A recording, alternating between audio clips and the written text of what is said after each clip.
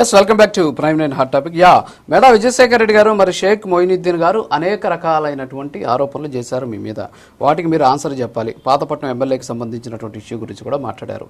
సరే, వాటన్నిటి కూడా పక్కన పెడితే ముందు రాష్ట్రంలో అసలు ఈ సంస్కృతిని ఎవరు స్టార్ట్ చేశారు, ఎందుకని ఇలాంటి పరిస్థితి వచ్చింది, వాళ్ళు చేశారు కాబట్టి కూటమికి అధికారం ఇచ్చారు. కూటమికి అధికారం ఇచ్చినా సరే అదే పోకడలతో ముందుకెళ్తే ప్రజలు హర్షించేటటువంటి అవకాశాలు లేవు.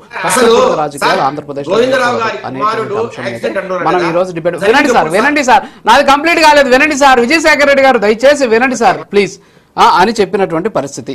ఒకసారి నిన్న జగన్మోహన్ రెడ్డి గారు ఒక లేడీ ఎస్ఐ గారికి సంబంధించినటువంటి ఇష్యూ గురించి మాట్లాడారు. ప్లీజ్ సార్ ఒక్కసారి ఆ బయట ప్లే చేయండి, అది చూశాక మనం మాట్లాడుకుందాం. ప్లీజ్ ప్లే చేయండి.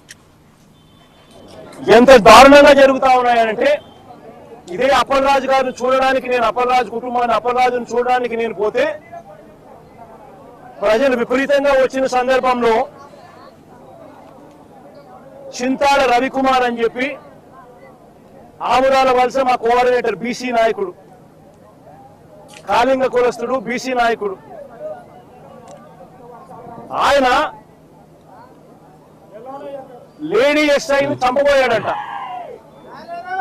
ఆయన లేడీ ఎస్ఐని అంతమంది జనాదుల మధ్య నన్ను రిసీవ్ చేసుకోవడానికి ఇంతమంది జనాదులు వచ్చిన పరిస్థితుల మధ్య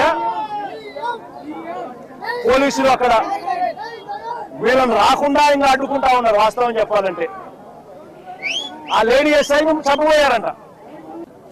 ఎంత దారుణంగా జరుగుతా ఉన్నాయంటే ఇదే. Yes, okay.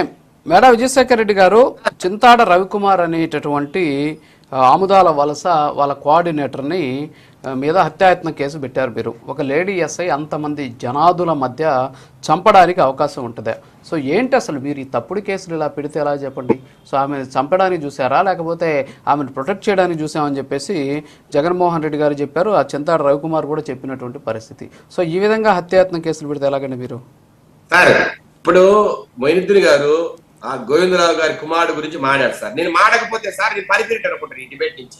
నేను అడుగుతున్నా సార్, అసలు యాక్సిడెంట్ జరిగింది ఎప్పుడు సార్? 2020